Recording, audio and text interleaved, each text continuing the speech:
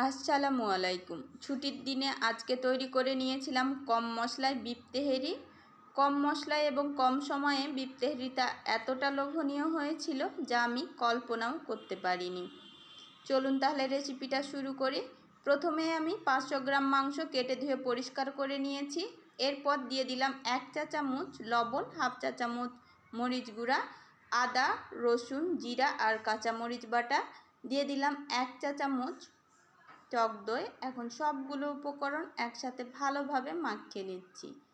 যখন ভালোভাবে মেখে নেওয়া হবে একটা ঢাকনা দিয়ে ঢেকে 1 ঘন্টার জন্য রেস্টে রেখে দিব। প্যানে নিয়ে নিচ্ছি হাফ কাপ সরিষার তেল। যেহেতু আমি তেহেরি রান্না করব এজন্য সরিষার তেলটাই ইউজ করছি। অল্প পরিমাণ হলুদ আর লবণ মাখিয়ে আলুগুলো লাল লাল করে ভেজে নিব। যখন আলুগুলো ঠিক এরকম লাল লাল করে ভেজে নেওয়া হবে তখন এগুলো উঠিয়ে নিব। সেম প্যানে দিয়ে দিলাম পেঁয়াজ কুচি। পেঁয়াজ কুচিটা ব্রাউন কালার করে ভেজে নিব।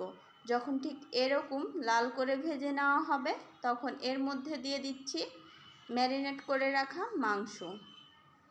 মাংসগুলো দিয়ে দিলাম মাংসের মশলা। এখন মাংসটা ভালো মতো কষিয়ে নিব। মাংসটা যখন ভালোভাবে কষানো হয়ে যাবে আর মাংসটা থেকে তেলটাও ছেড়ে দিবে তখন এর মধ্যে দিয়ে দিচ্ছি 1 টেবিল চামচ গুঁড়া দুধ। গুঁড়া দুধটা দিলে কিন্তু এই তেহেরিটা খেতে বেশি ভালো লাগে। দিয়ে দিচ্ছি 1.5 চা চামচ টমেটো কেচাপ। অল্প পরিমাণ পানি দিয়ে আবারও নেড়ে চেড়ে নিয়ে 5 মিনিট মতো রান্না করে নিব। এখন ঢাকনা দিয়ে ঢেকে লো আঁচে রেখে মাংসটা সম্পূর্ণ সিদ্ধ হয়ে আসা পর্যন্ত অপেক্ষা করছি। একবার করে নেড়ে দিয়েছিলাম যাতে করে নিচে না লেগে যায়।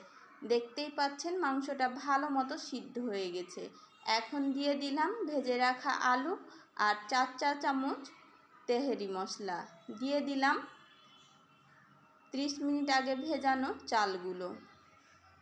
চালগুলো দিয়ে ভালোভাবে চালটা ভেজে নিয়েছি। যখন চালটা ভালো মতো ভেজে নেওয়া হয়ে গেছে তখন এর মধ্যে দিয়ে দিলাম চালের ডাবল পরিমাণ পানি। দিয়ে দিলাম পরিমাণ মতো লবণ, 4-5টা কাঁচামরিচ আর দিয়ে দিলাম 4-5টা আলু বোখারা। এখন নেড়ে চেড়ে নিয়ে ঢাকনা দিয়ে ঢেকে মিডিয়াম আঁচে রেখে পানিটা কমে আসা পর্যন্ত ভাতটা রান্না করে নিতে হবে। দেখতেই পাচ্ছেন পানিটা কমে আসছে। এখন একটা নিচে তাওয়া বসিয়ে দিয়ে 10 মিনিট মতো রান্না করে নিয়েছি। 10 মিনিট মতো রান্না করে নিলেই তৈরি হয়ে গেল ঝরঝরে এবং পারফেক্ট এই তেহেরি রান্নাটা। এই তেহেরিটা খেতে কিন্তু ভীষণই মজা হয়েছিল। একবার এভাবে তৈরি করে দেখবেন, আপনাদেরও খেতে ভীষণই মজা লাগবে।